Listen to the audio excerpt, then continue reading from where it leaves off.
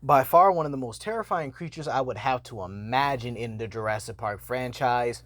The Cornusaurus is one of Ark's best hybridized creatures, in my opinion. I mean, this was a made up creature by this mod creator here, and well, I got it on the island, and I will be making a full review for it very soon here because, I mean, just look at this creature.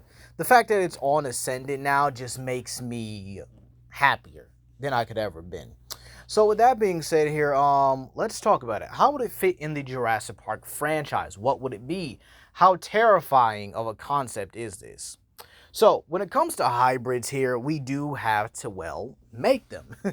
So with hybrids in the Jurassic Park franchise, they normally have about 7 or maybe even in some cases around 10 creatures within their body to make up one creature, which again is hard work. So we got to give Dr. Wu credit where credit's due. He knew the creatures to actually balance out the DNA. And then the sheer fact that there's also animal DNA, well, real life animal DNA on top of it here. The Cornusaurus was definitely a big, I guess you could say a big project for me to actually put together, if you want to get it there. And the sheer fact that it is relative to the Arc T-Rex in size, which I think is bigger than the normal Rex, maybe. I'm not too sure about that. Let me know down below in the comments. But let's just say it's the size of a normal Rex for this one here. Well, for starters, the first creature I'm going to put in it is for the base DNA, is Carcharodontosaurus. And it's going to be heavily in there. The next creature I have is Megaloceros. Now, you might say, okay, that should be it, right? Well, believe it or not, I wasn't satisfied with this when I actually made it here. So I actually put Neovenator in the DNA strand, which also is a part of the art game, which is, it's pretty okay so far. I wish it could use its claws though, but hey, it is what it is here. I would also add Ceratosaurus to it. I would also add Zoohausaurus, Aerosodian, Macro, Thorax. Okay, all these creatures that are capable of using their claws and are mid to medium range size predators. However, the Megaloceros DNA and the Carcharodontosaurus DNA are going to be heavily inside of it, okay, or heavily contribute to the hybrid here.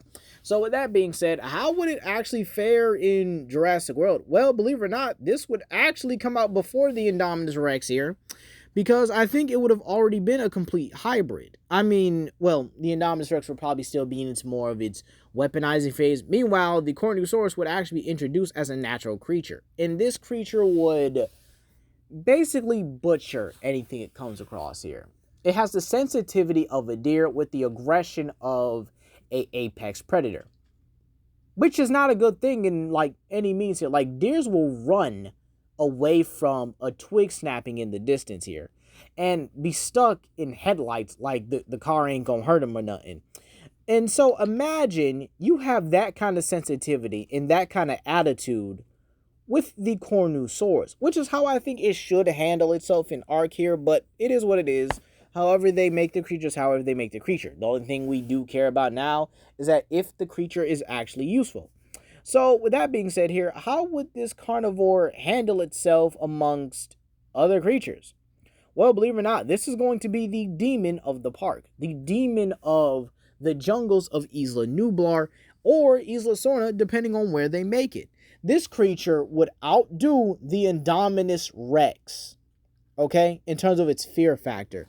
Because let me tell you something. You don't want to see this creature. Not at nighttime. No, no, no, no, no, no. You are not going to want that. You think the Indominus Rex is scary because of its camouflage capability, because of its aggressive, psychotic nature. Yeah, imagine seeing this in the dark. I want you to take a minute. Take a minute to look at that. I mean, me personally, I'm passing out. Or if you're an ARC player, you're going to be like, yeah, you're coming with me today. You're getting knocked out here. You're going to have some shocking train darts or shocking spear bolts or whatever, which are definitely way more effective than trank darts, in my opinion. I'm just saying. So if these two actually went toe-to-toe with each other, yeah, the Cornusaurus is taking it. Stronger, faster, more aggressive, and it's definitely going to get the Indominus Rex before the Indominus Rex gets it. The moment the Indominus Rex thinks it's going to sneak on better and tries to, like, just subtly move past the tree here, the Cornusaurus is going to be on it in a heartbeat. Now, what about Camp Cretaceous? Well, with the Scorpius Rex running around, I could actually see the Cornusaurus being a lot less aggressive and a lot less temperamental. To me, it's really just a sensitive predator. That's all it is here. It's a reactive predator. I think that's how I will really put it here. That if it wants something, it'll go get it. However, if something tries to sneak up on it, it's going to react immediately and react with aggression. And again, I do think that the Cornusaurus might even reproduce asexually. However, it would probably have a genetic dimorphism when it comes to its sexuality, or when it comes to its offspring sexuality, meaning some male offspring will be born and some female offspring will be born.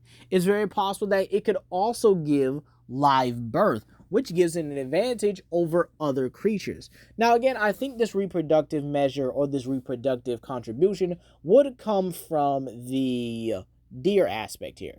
And believe it or not, it could actually reproduce a similar way to the Scorpius Rex, except it would probably have a bit more gender dimorphism. One would be a male, one would be a female, and, well, they'll probably do some Lannister type of stuff here, some Cersei and Jaime, if you know what I mean, and, well, reproduce. But I think that this predator actually goes through the Jurassic World part of the franchise and the Camp Cretaceous franchise pretty well here. I could actually see it being a very interesting predator on the island as well here.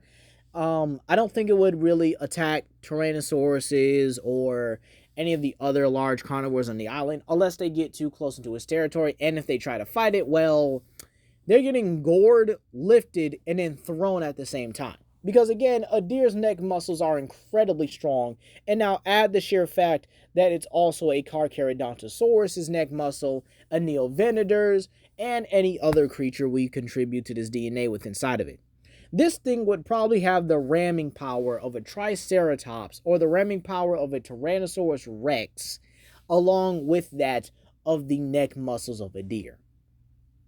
Yeah, there's no stopping this thing if it starts charging at you.